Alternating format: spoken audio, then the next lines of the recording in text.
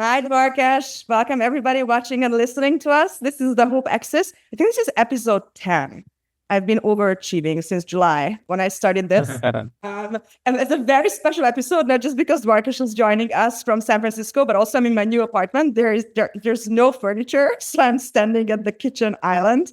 And I think this is good. This is technically a standing desk. It's also marble, so I think the echo will somehow play nicely into our podcast quality. Dwarkesh Patel, welcome to the Hope Axis. You're the GOAT of podcasting. I'm a little newbie here, so this is a little bit like student interviews the master. If my questions are not good enough, feel free to edit. Respond to a different question. We're all very flexible here.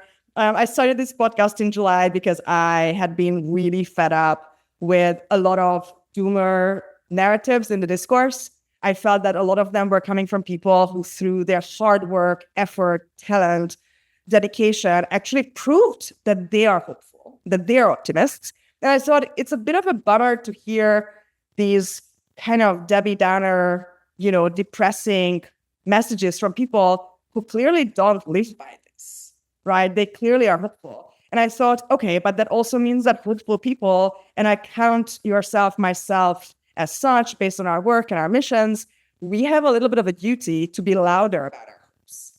Or if we feel that something is in fact hopeless, to actually sit down and dissect that. How can we change that? I think none of us here would be content with just like writing something off. Like, all right, there's nothing to be done. An exception, my previous guest last week is a woman called Emma Ecker, who is a death doula. So her job is to sit with people during their last hours and the relatives. And we were discussing, like, she comes in after the point when there really is no hope and when the family has had to acknowledge the fact that this is over. But everybody else, there's no excuse. We have to stand up for what's right, stand up on the side of optimism. So Dwarkesh, thank you so much for being here. You're such an inspiration to me. I have so many questions. And I'm sure our YouTube watchers in the comments, they will continue asking the usual very intelligent things of our guests, even after we wrapped up. But my first question, which everybody wants to know the answer to, what did Ilias see? I honestly don't know. I mean, I could speculate, but I have no idea. I interviewed him like a year or so ago, and yeah, he seemed like a very sort of enigmatic and soft-spoken kind of guy.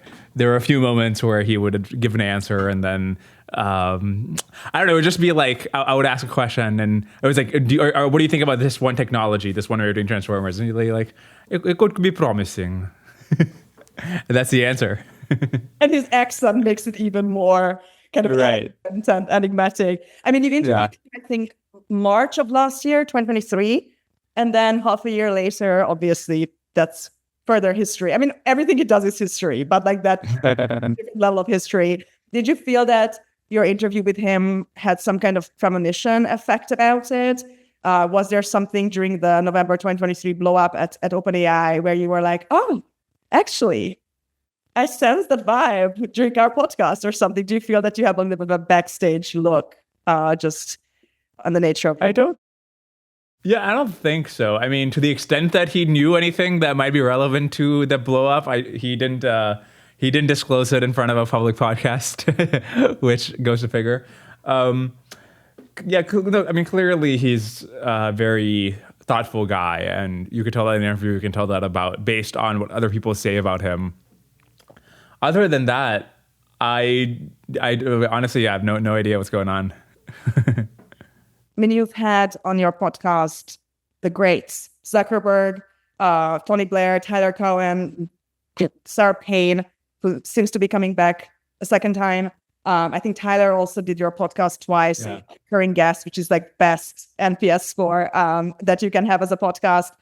When you prepare to interview people, do you also prepare for their personalities in some ways? I mean, these are such different characters, rhythms.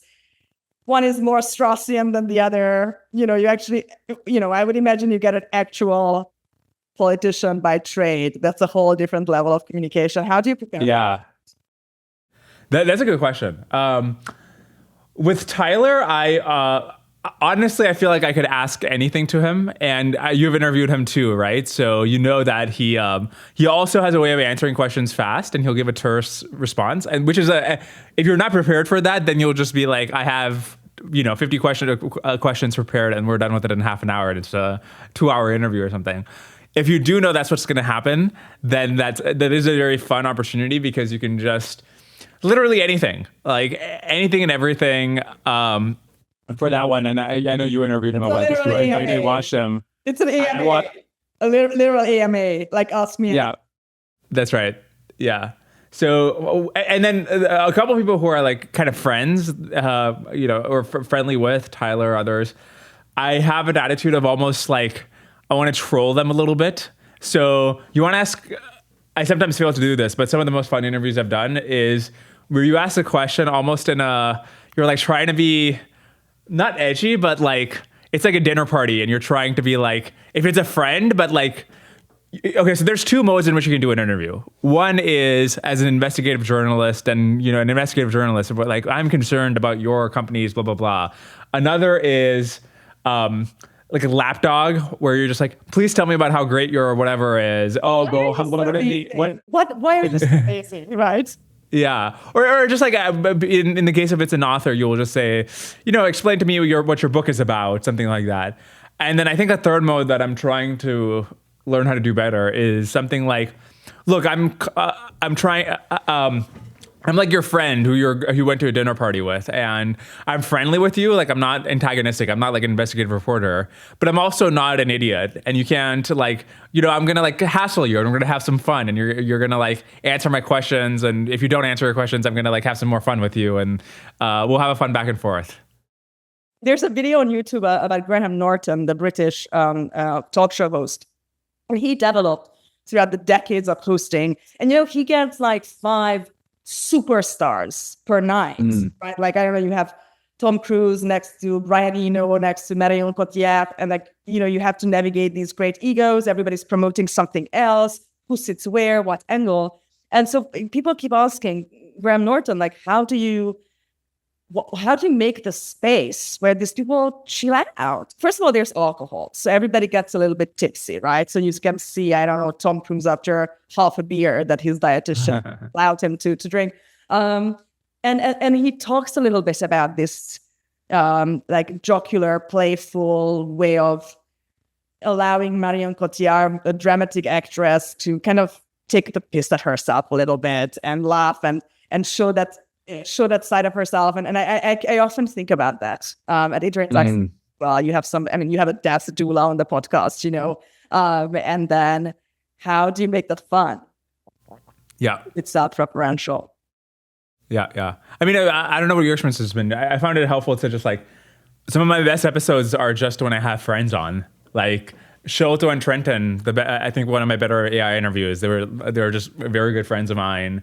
Leopold, even Dylan and John, who was my most recent interview. I've just gotten to know these people, and that makes the interviews, I think, because you can like. I do think a big part of like, what is the audience getting out of this? And one part of it is information. Another is just like, they want to have fun, right? And if you're having fun with the guest, if you're joking around every once in a while and so forth, that makes for a better interview. That just makes for more engaging content. What do you do when a guest is secretive? I mean, you have these tycoons of industry, you have, politicians, people working on top secret research. How do you respect those boundaries? Do you align beforehand?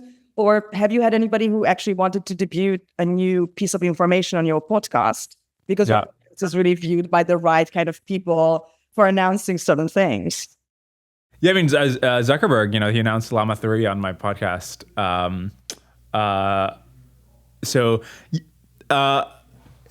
do I deal with secrets? I don't usually... Yeah, this is like the investigative journalist. What the investigative journalist wants to do is like, tell us how you're training, like what training data you're using. Are you training on YouTube?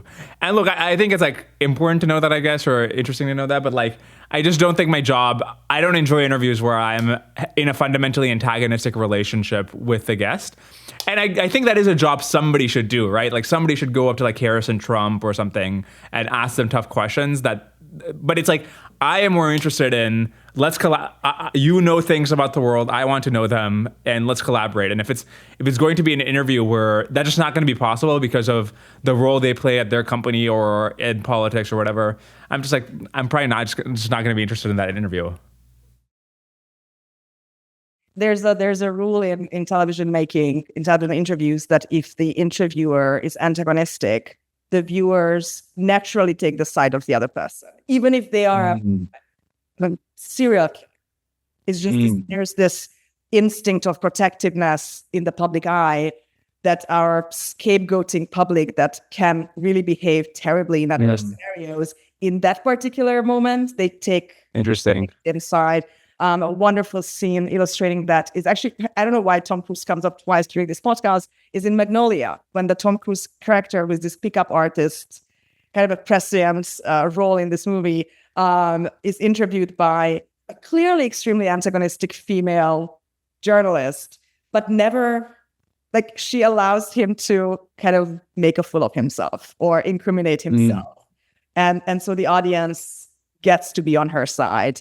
It's a really, I mean, you don't do those kind of confrontational interviews, but you don't know what's coming, right? I mean, I'm pretty sure if Putin called you up tomorrow, like, hey, Dwarkesh, we would like to be on your podcast, you would probably say yes, no? Yeah, I would. I'm just like, that's not what makes me excited, you know? What makes me excited is like, you understand something about human genetics or about physics or whatever topic, and you're in a position where you want to tell that to other people. I'm like not trying to coax secrets out of you. I'm just like, you know things about the world. Let's chat about it. We're like helping people to say what they are trying to say already, just in the beginning setting. Tell us a little bit about the beginning, like how, I mean, you tweet about this beautifully. You just wrote a Substack post about it. You know, you started working in public a little bit more. You're looking for a designer. You're looking for a producer. You want to include the public in the making of the Dwarkesh podcast. You tweeted a little bit about the beginnings. Do you want to maybe tell us, like, how did we go from there's Dwarkesh and now there's the Dwarkesh podcast, and you know these great people are competing with each other to get on it, and also you have discoveries. I mean, Leopold. We will talk about Leopold later. That's my favorite episode. But yeah, and we have people that are not your friends. They just call you up and they want to be there. So how did it start? It started because I was bored in college. So COVID hit.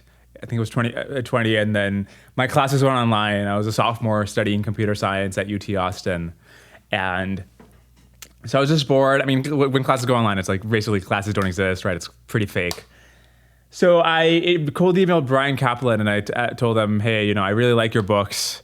And he was like, oh, thanks. And I'm like, Brian Kaplan responded to me, damn. And then I'm like, you know what, let me just try this. And I emailed him back and I said, listen, I have this podcast. Would you want to come on at some point? And I think he assumed it was like an existing podcast, and I did not even have a name for the podcast. Like, it was going to be my first guest. Anyways, he agreed to come on.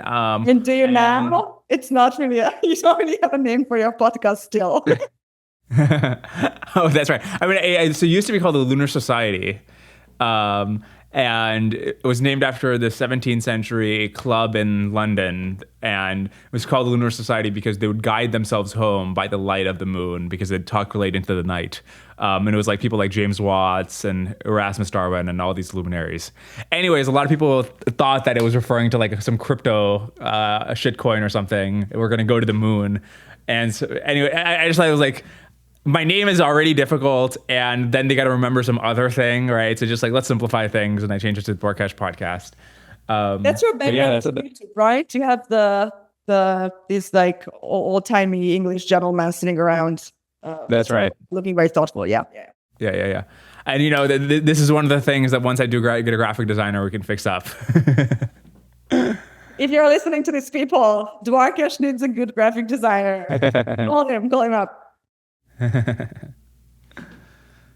So I think, yeah, Brian Kaplan, that's a really good choice for a first guest. Tell us a little bit about the cold email as an art form, because this seems to have been, I mean, we all know the Steve Jobs story of calling up HP. How did your cold emails, how do they look? And what would be maybe some piece of advice that you would give people? I always tell people, just cold email. Like, the worst thing that can happen is you get no response. And my whole life got one rude response to a cold email, where I just thought you should have just not responded to me. But that was 12. So it's very rare. It's usually either nothing or good. Well, what is your philosophy around cold emails? Number one, do it, as you just said. Then there's the obvious things that I'm sure you've heard a million times, or the audience has heard a million times, which is keep it short. And I think this is a very, very difficult for, even when you hear it, you're just like, you don't really grok it.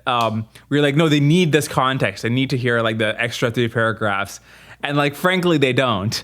So just another thing is just that successful people, when they email each other, their emails are pretty short. And so just a way to trick people into just being this is a person who is a serious person on the other end. They're a busy person, and that's why they've written a short email as well. And anyway, so I think just it should look like a Sam Altman tweet, or at least get closer to that spectrum of things.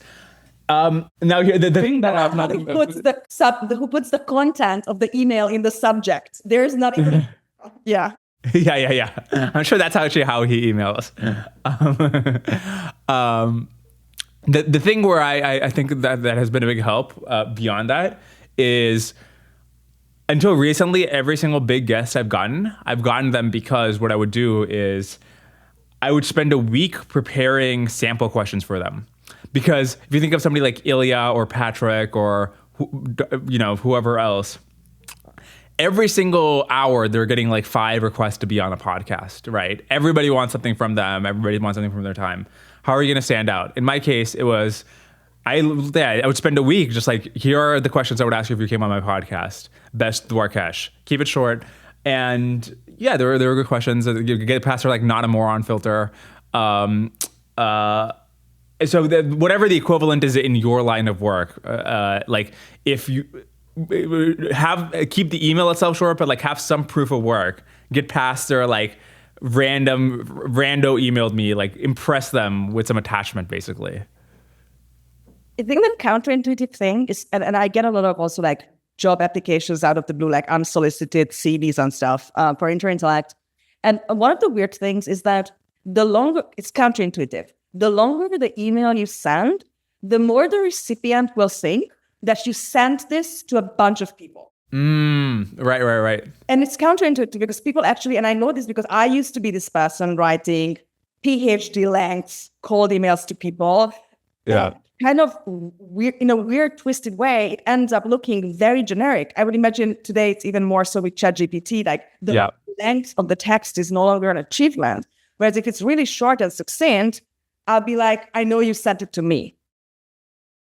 Right. And imagine that, a Patrick Collison doesn't want to see an email where he could feel oh, maybe he sent it to 5 different CEOs because because it's long, because it's about himself.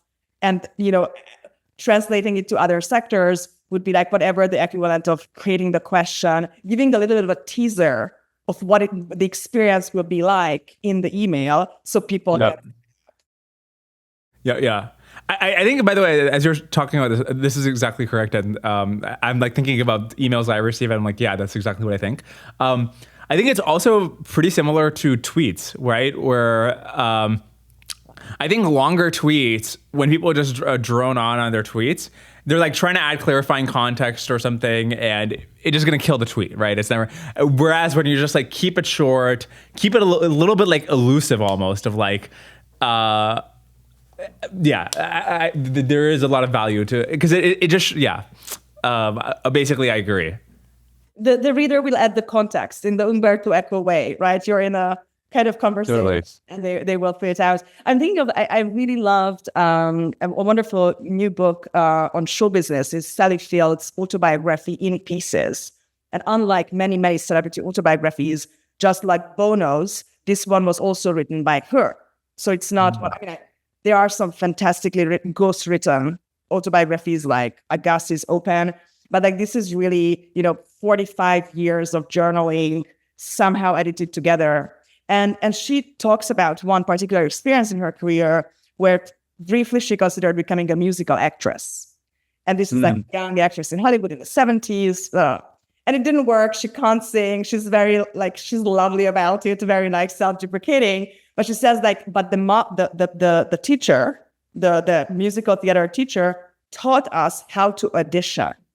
And then she guides you through how she won those big, big roles. When she had to play this very slutty character, she's a very conservative person, but she dressed up in all these little things and went there and sat on the director's lap, whatever.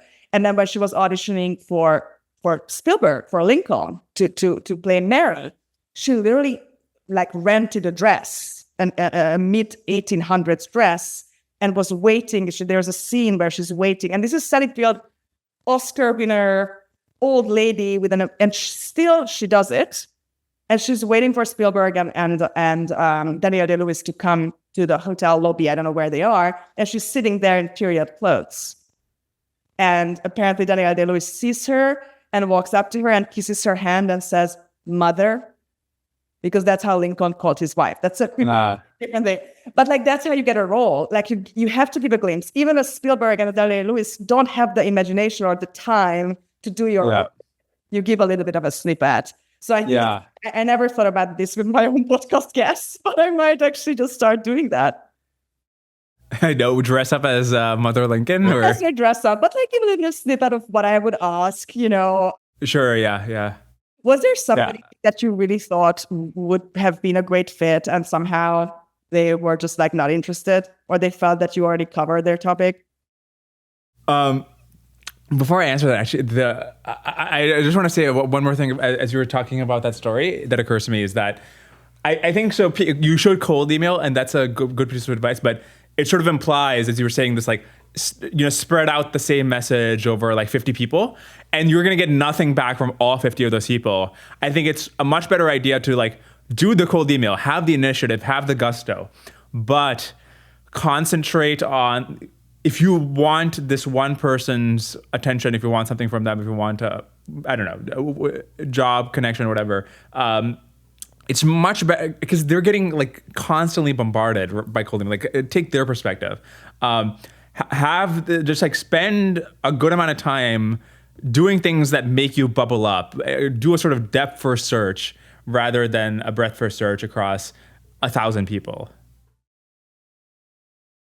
So, say, let's not necessarily use the podcast example, but, there was a young, hopeful engineer, designer going to Silicon Valley or coming here to New York City, and they just want to get FaceTime. They just want to get, even if it's at a party, just 5 minutes just to leave their mark, show their expertise. How should they get started? How did you get started? To kind of that question, right? I think honestly, if FaceTime is some of the people will tell you oh, that's part of the IQ test. Find me. Yeah, I think FaceTime is kind of overrated. The kinds of people you want to talk to, they meet 1,000 people a week, and they forget them all. And that, and also they kind of resent people they meet. It's just I'm a busy guy, right? Why am I having to hear your startup story or something? So I think just trying to get in front of somebody big and and by the way, I'm so and so old and I've dropped out to build my startup. It's they're not gonna give a fuck. They're gonna forget about you. So then what is the solution? Yeah, I think just know what you want, right? And if you want a job, if you want a specific thing, then it's much better to do that than try to get time with them. I don't know. Maybe I'm wrong about that. The other thing is, what's I gonna say? One thing is really important because a lot of the queries that I get is a little bit when you get a talk, a piece of writing, and you feel the writer, the speaker wants me to edit this for them. It's like, dump this on me. And no, I think the editing is the job of the person creating the content, right? Like, I'm just the viewer. And sometimes queries can be like this, like, I do this and I do this and I'm interested in this and blah, blah, blah, and I'm to become this. And no, like, give me a specific prompt, right? I can't. Right. It's a different, and sometimes actually, if you have a concrete ask, I might say, I think you should do this. That's a difference. Right. But if it's diffuse, Yeah. I don't have the time, like, coaching. I think, speaking of which, one powerful thing people can do is, like, if you just try to get face time with people will usually say no because they're busy. And even if they say yes, it's just say you're not going to get across. Like, I don't know what you think is going to happen once you get 5 minutes with them, but nothing important is going to happen. What I think people should aim to do is, here's something that, like, definitely catches my attention, or is a way that I've hopefully caught other people's attention, is that you, like, I don't know why more people don't do this, but really good blog posts about a topic are extremely rare, right? So if you want to, let's say, get hired at a elite bio research place, like, write up like extremely good blog post for the general audience explaining their last piece of research. Just like, I don't know if you were to, like, go to, like, Patrick Sue, who runs ARC or something, just like, here.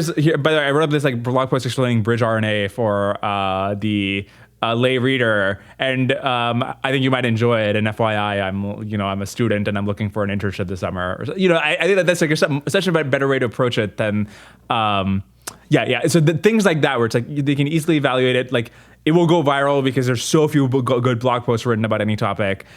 It will get you noticed. You will get inbound from those people. And then one important thing about these people is that maybe they don't have that much time to meet thousands of people, but they are constantly seeking good content. You would be surprised how often it's the case that, honestly, if you write a good blog post about a topic, everybody who matters will read it. And this sounds like an exaggeration. It's like, it's honestly, it is a bit of an exaggeration, but, like, it's like, you'd be shocked how true it is. And so that's one example, the really good blog post. But things like that, I think, are a good track to get people's attention. Like, show, don't tell. Like, don't feel about you being an expert about something. Show me. Let me go to you and say, oh, wow. Yeah. So tell us what happened after Brian Kaplan. I know that, this is for people who haven't read your piece on this. So how did you go from bored at university? I love that. I was myself successfully cold emailing somebody without having even perfected the method yet, just kind of hitting the jackpot.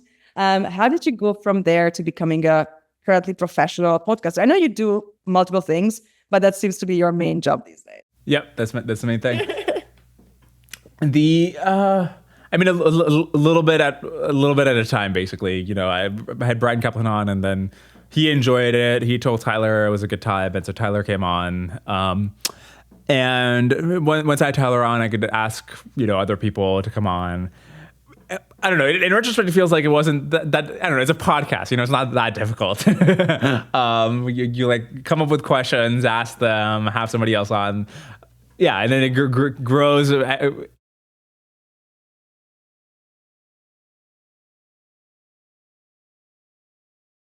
Yeah. I do think that in retrospect, a bunch of people gave me their time.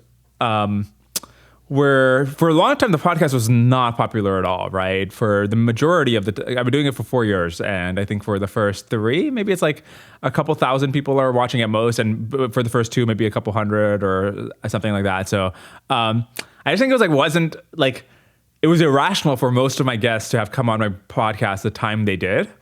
So I don't know. I'm just like really appreciate their time, but I just counting on people's irrationality, I guess, is how I grew it. I feel the same way. Sometimes I have like 5, no, not 5 views, but still, it's a vote of confidence, and that's just wonderful. Yeah. I think also people come on my podcast because there are so many people who want to kind of co-create something with me or interact, but the salon seems too long or too many people, or they are introverted, and it's just kind of stick to the point, only have one person asking questions of you. So I feel like there is also this adjacent quality to us. I would love to ask you a little bit about the Second World War, because one of the interesting things about your podcast is that unlike many other tech bros, for you, it's not AI and Rome. I'm sure you all think multiple times per hour about the Roman Empire. It seems to be the Second World War. And I'm obsessed with this. So I originally wanted to be a war historian. So when I see all this World War II content popping up on your podcast, I'm like, yeah. So tell me about the Second World War. What's the story? What's the Dwarkesh X WW2 love story? When did it start? What are the main, events along the way? How should we imagine that? I definitely can't give you the full oral history of the Second World War, but I'll say more about why it's interesting to me. I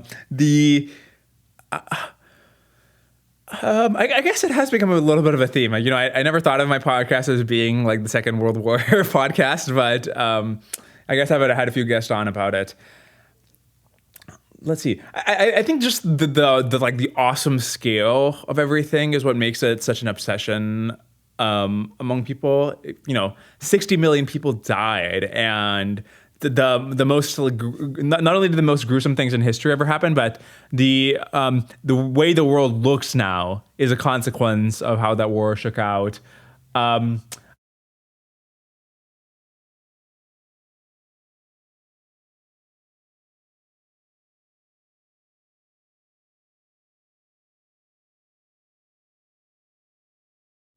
I like asking these sort of hypothetical questions about different contingencies. And, when I had Daniel Yergin on the podcast, the author of The Prize, The History of Oil, I asked a lot of these kinds of questions, and some of the audience were like, why are you asking about what could have been, or like what people should have done differently, and trying to war game everything. But I think that's what makes it fun. Like, why is history important? Why is it interesting? Is because you can sort of think like, if we had acted differently, what would the consequences have been? And if you don't have that sort of counterfactual sense of what could have been, like, what's the point, right? Like, you're trying to learn, to understand cause and effect, you need to understand what would have happened if something else had happened instead. And World War II. Yeah. Try to understand what's at stake. To understand what's the cost, what's at stake. Yeah, totally. And also, like,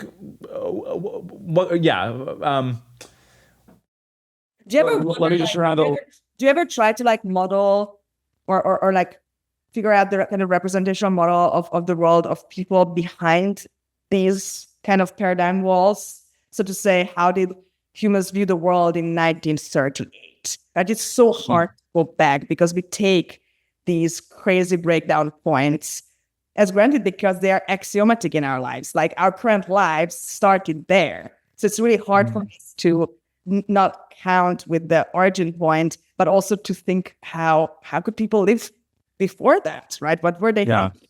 How could they not see it coming? Do you ever wonder about that?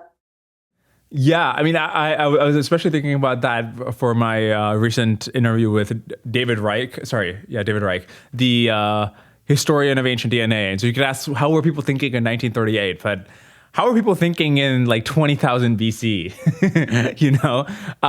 Because that is wild. If you're thinking through. So his book details how when different population groups would encounter each other, there was this constant history of basically one group violently killing off members of the other group. And this happens again and again in human history, and you can see that in the genetic evidence. But they don't know, like, they don't understand the modern, like, we understand why different people have different amounts of melanin, and like what different groups, why they're there. What did they think was happening when they just, like, the Yamnaya come across the hills and with their horse archers and with also the Black Plague, and lay waste to their communities? So yeah, that has been a little bit on my mind. When Tom Holland writes about this a little bit in Dominion, right? Like, he really dedicates the first maybe 100 pages of the book to trying to explain to you what the mental model of the world was for a pre-Christianity Western person, right? And he takes the crucifixion as this symbol of the utmost cruelty of the world before taking altruism for granted, taking love thy neighbor for granted, taking people wanting to go to heaven or there being a just God for granted. Like, human rights, right? Equality for God. Like, all of those things are pretty new. And it's really hard. we can't even, we had a conversation about during one of my episodes, like how contemporary individuals have the same problem trying to model the worldview of people during Christian times. So I think Hilary Mantel, maybe in Wolf Hall, is like the person who can kind of explain to you a relatable character's motivations and emotional map who had a deep belief. Like she writes about Henry VIII, and we are like, oh, he was just like beheading all these wives, and he was like, but no, he was deeply religious. Like he did all those things. That's being horrified of actually going to hell. Yeah. And that's just, I mean, we will be as mysterious. Soon, there will be people thinking like, oh my God, this Dwarkesh guy and Anna on this podcast, what were they thinking? How didn't they know, what was coming? Yeah. How things would change. Brett Devereaux has a great history blog, and he has a great series on why the Game of Thrones don't describe the medieval times. And one of his blog posts in this series is about the Game of Thrones universe is extremely cynical and cruel, and people are constantly committing these atrocities against each other. And he thinks like the main thing you're missing about the early medieval period is that people were religious, right? So in Game of Thrones, there is a theology, but they don't really believe, like the characters don't act as if they believe there is a God who is judging them for their actions. Whereas in reality, to understand why early medieval kings, councils, so forth made the decisions that they made, you need to like understand that they were religious people who thought that damnation was at stake. Yeah. And they stopped there, right? That they thought that there is a line beyond which they know power. I mean, the whole thing about the just God, that is not the whimsical Olympian gods that you can never really please, who come to you with weird, demands. And even if you, comply, they might still punish you. I mean, this whole kind of causal God situation was really only introduced with the monotheistic world, which is, I mean, let's ask Zuckerberg next time about this. What does he think about Aurelius and Maximus and their own worldview? I know he named his daughters after them.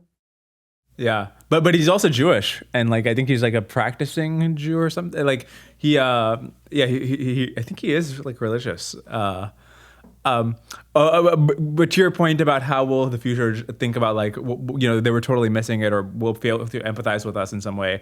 I think a big thing is like with the AI stuff. I think in retrospect it will be like obvious that AI is happening in the next decade or so. It's just like you have these since 2012 you have deep learning systems get bigger and better and solve more and more problems.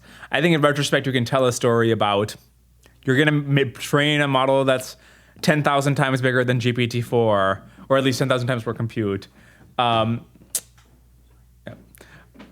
did you think was going to happen? Like, of course, we're heading for something like this.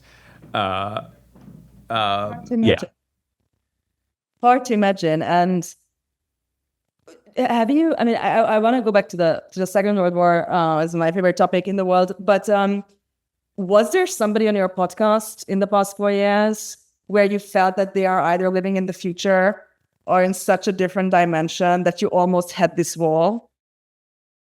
Carl Schulman, I think. Carl Schulman. Okay. What was that like?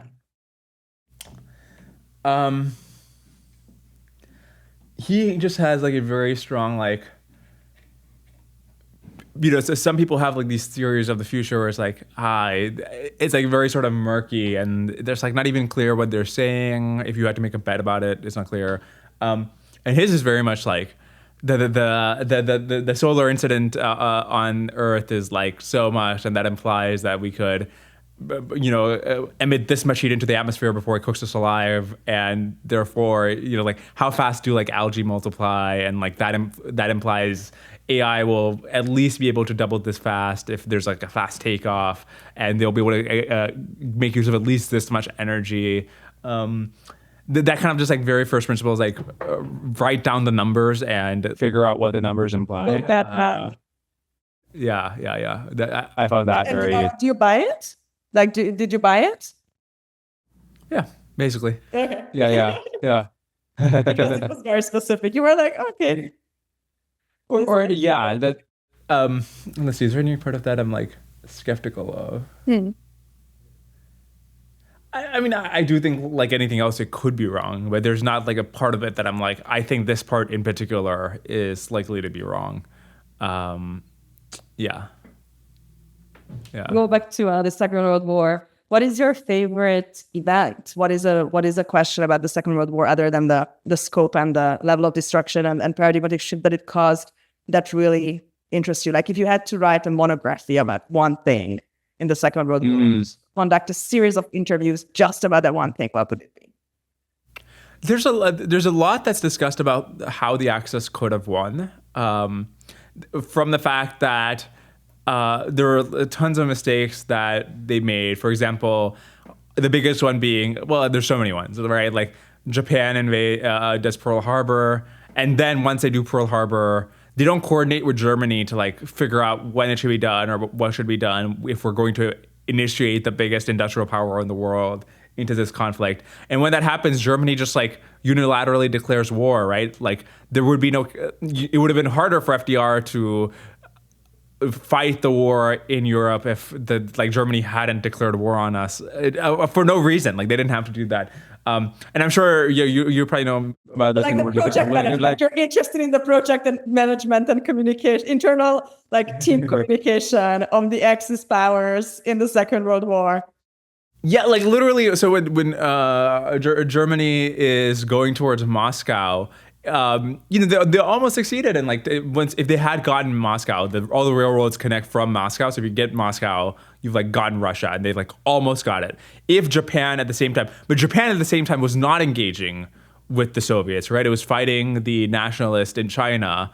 In fact, I think 4/5 of Japanese who died in World War II died in fighting in China. That was the main theater. Like when we think of Japan in World War II, we think of like Japan versus US, but in fact it was mostly a Asian war. Anyways, if they had on the other end been pushing into the Soviet Union and Germany, they like Russia would have lost, and Russia had lost. I think it's just like it would at least be some sort of stalemate. They wouldn't like the Axis wouldn't have lost. So it seems like.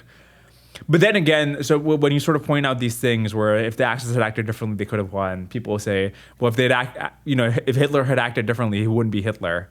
But those kinds of counterfactuals are always super interesting. They're not a geographical realist who thinks that nobody can ever take Moscow. And there's always, every generation has its own Kutuzov and you're not taking it. Or that, I mean, my view would be that the Axis lost because, not the Hope Axis will win, but the Axis of the Second World War, because they're in the middle. You can't win from the middle, right? I'm Central European, right? You are, since forever you have been between two powers, right? Yeah. That the Holy Roman Empire and the Ottomans, be that the Habsburgs, and they're like somebody is always like sandwiching you. You can't. You're always in a defensive position. I mean, this was Hitler's big move to start with an attack, right? To attack fast. That's the first point. Yeah. I mean, I don't know.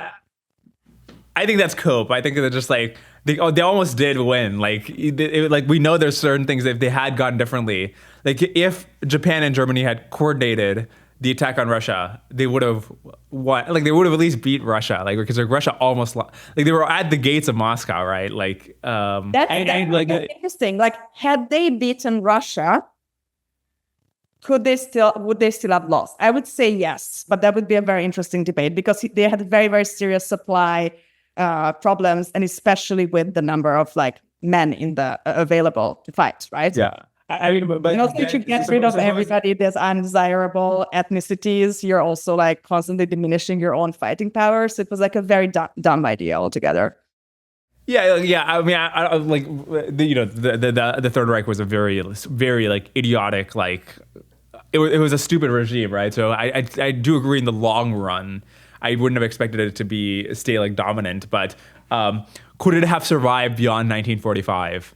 And I think, you look at North Korea, look at Iran. We know that it's possible for the most gruesome, idiotic, cultish regimes to survive for decades, centuries at a time. So I think it's totally in the cards that even despite the counterproductive things they were doing, if they hadn't made like the very big mistakes, because if they had gotten Moscow and they got Soviet Union, then they have Russia's enormous oil fields. They also don't have the meat grinder that they have to deal with, where they're getting losing all their men to when they're retreating back. I'm not an expert. I'm just like sort of from like the couple of amateur books I've read. I want to read your specific blog about just the Second World War. Have its own audience. Do you feel that online and offline interviews have a completely different vibe? Like you did some, and you also seem to be interviewing people in a variety of different locations. I don't know why that is, or whether you have to go to people. But there seems to be a vibe during all of your offline interviews, and then you have the online ones, like Anderson, right? For instance, was online. How do they differ, and do you have to prepare differently? Yeah, all the recent ones I've tried to do in person. I think it does make a big difference. In terms of the interview itself, right? Yeah, but I think it's like ghosts, so this is online. No, this is fine. I think like the ability to like joke back and forth. We're able to do it fine right now, but like there is a sort of different element when you're in person. And then one big thing is I'm trying to grow on YouTube, and for YouTube, just having a live, like when the audience can see you're in the same place and the audio video is sort of normalized and looks good, and it just makes a big difference, right? And then you could get a much bigger audience if it just kind of looks like an appealing thing to watch. And so I've tried to do it in person if I can. I didn't know that the algorithm favors live. We have live streams, right, from live events. But I've never done a podcast in person before, but I definitely want to do that. Or more, less of the algorithm, more so just like people will like are more likely to watch it if they just see it's in person, because it also has higher production. Why do you think that is? I mean, they are watching online. What's wrong with other people speaking online? I think one thing is just like the audio video will just be off, where like somebody is dialing in. If they're not a professional podcaster, they just won't have the right equipment. And then I think there is an element of the audiences sort of like rightly judging by like, does this look like does this look like a high production thing? Where if you look at like on an extreme end would be something like, I don't know, Marcus Brownlee or something, right? He's got like all this equipment to set up this like really slick animations and so forth. And that adds to the element of like the audience feels. Yeah, anyways, I think that those kinds of things contribute to it. So my outro question is normally I ask my guests to imagine themselves in 2030 and then look back on these past 6 years, and I ask them what would seem, obvious then. That doesn't seem obvious to many people now, but I think you kind of organically answered this question already, AI. I would just love to ask you about Leopold Aschenbrenner. I think we both have him as a friend. What made him so special? I mean, that was one of your most legendary episodes, even though he's not by far the most established or well-known name, right? I mean, he's young. Now Ivanka Trump likes him also on Twitter. But like back in the day when he was on your podcast, this was not yet the case. What do you think makes somebody like Leopold so special that it can be a favorite amongst all these celebrities on your podcast? Yeah, I mean, he's like 101. He's like, I don't know, he's sort of like sparkling with new ideas, and he's like obsessed with understanding the thing he wants to better understand. And it just like you sort of can't underestimate the horsepower, or like really graduating valedictorian of Columbia at like 19 years old, at 19 graduating as valedictorian of a major university. That's one of many things, but yeah, it's just like very, very in many ways, he's one of one. Do you have somebody like him lined up? I know Sarah Pine. Oh, and I will sort of say one more thing about him, which is that we often do these dinners where we're talking with other people, and one of the things like the podcast is basically like if we were at dinner and I was like trying to understand the thing about your field that I would be most curious about, the audience would be most curious about, can I broach it in a can I get it out of you, and can I have fun with it? And I've actually learned from him just by like watching when we do dinners together, and when we come across another researcher or a physicist or whoever else, he's just like he's got that sort of like testy, edgy dinner party feel where it's like he'll kind of like just hassle you, just troll you in a very smart way, and I've like it's fun, and I've learned from that when I'm doing interviews, and yeah. Anyways. Are you worried sometimes that you bring on a friend? I mean, in Silicon Valley, in New York City, we have these people who are kind of the backstage secrets. They might not be like generally famous, often because they don't, like you had Dominic Cummings on, right? Like he's a little bit like this gray eminent in the background, although now he's a little bit more public. But there is something about suddenly platforming these people that we know from the dinner parties, that we know because they are secretly an advisor to all these magnificent people, and then suddenly putting them on the stage. Would there be anybody where you'd be like, no, let's keep you a secret. I don't want to share. I do have like a rotating cast of, the real, you were asking like, well, why has the podcast done well? Why has it succeeded? I think the real reason is that I have a group of friends that I've built that is just incredibly smart, incredibly generous with their insights, and like obviously Leopold, Chocho, Trenton, the kinds of people who have been on the podcast, but many others who have not been on the podcast, and they've like basically taught me everything I know about AI and many other topics, and I guess we'll have to decide at some point. We'll sort of like keep bringing them on the podcast every once in a while. I love this. And we started with some advice that you so generously shared about how people could get started with, writing a great blog post, how to write shorter cold emails. But it seems like even before that, there's this stage where just build your scene a little bit, build a little bit of a community around yourself. First of all, you will achieve far better levels of human flourishing. You will be a happier person. You will be more productive. If you have a bad day, you will find emotional support. But there's also this intellectual element to it, right? Like whatever your type of engagement intellectually is. And I see this in Interintellect and sometimes around topics that I don't have a personal interest in, but I'm so happy that somebody else is doing it. And the internet empowers us to build these communities. You can sit in, we have Interintellect members literally sitting in the middle of India with half an internet, finding the nichest interests and holding people together as a group of strands. So if that was my quest, even before, building a career, becoming famous, making it into the Time list of AI 2024 like you did, how should people think about building friendships around ideas? To see if I want to find my other World War II nerds. It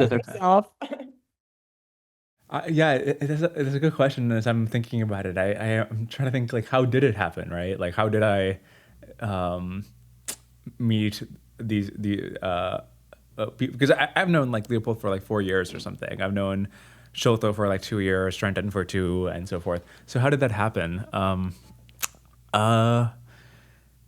In retrospect, doesn't it just feel like, oh, of course, it's almost like asking like, how did you meet your mother? It's like we were introduced at birth.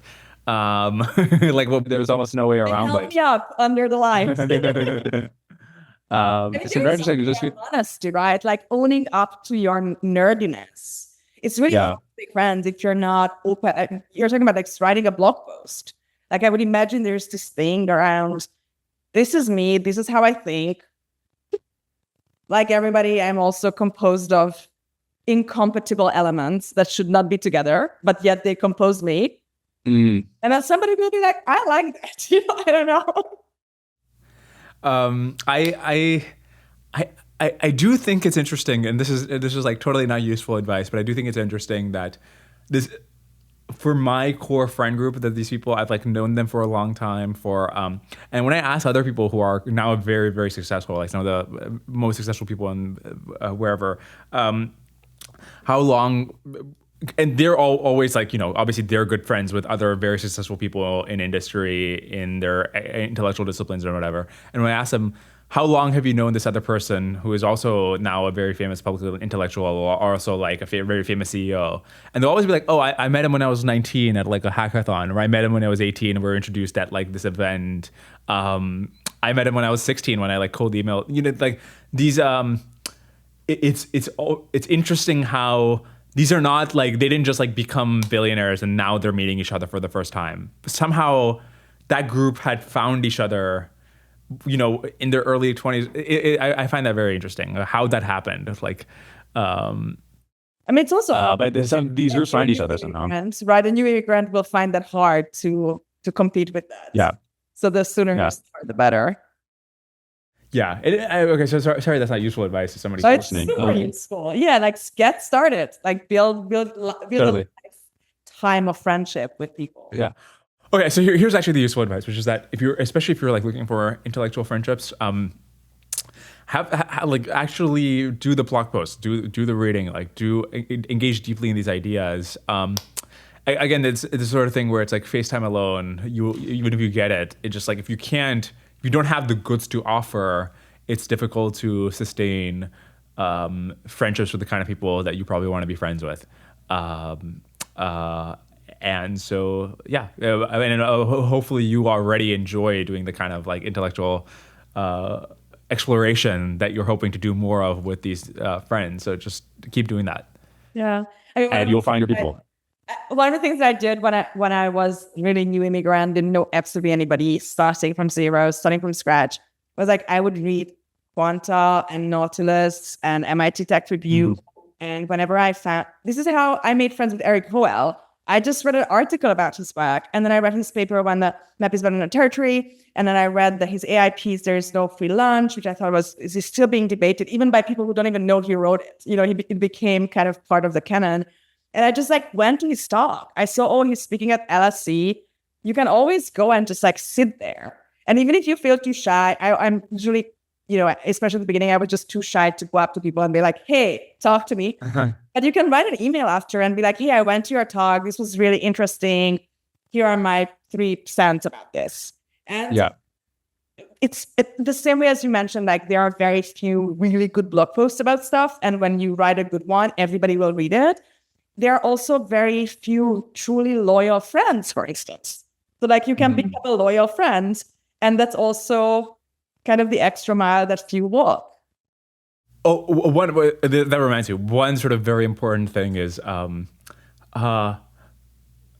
think one instinct people have, and I think it's sort of in the right direction, is that if you're going to meet somebody who you really respect, you're going to come armed with your super hard-hitting question about their field or about their blog post or something. I think that's like a fine instinct. It's better than just like filling it with empty air. I think the thing that actually does make people engage with you or be excited about engaging with you is like, I don't know, whenever I meet somebody who's funny, who's like just a chill, fun person to hang out with, I enjoy that way more than when somebody's just like, I listened to your last episode and what did you really think that Dylan meant or something. Anyways, that could just be me, but it's just like, yeah, just have a good time. I think if you do get the FaceTime, I think that's sort of underrated. I sometimes I'm standing next to some well-known person, probably at an interactive event, and then I see this person come up to him or her. Clearly, they thought about this one question for 1 week. They haven't slept, like back their eyes, and they're like, so in the 35th minute, blah, blah, blah.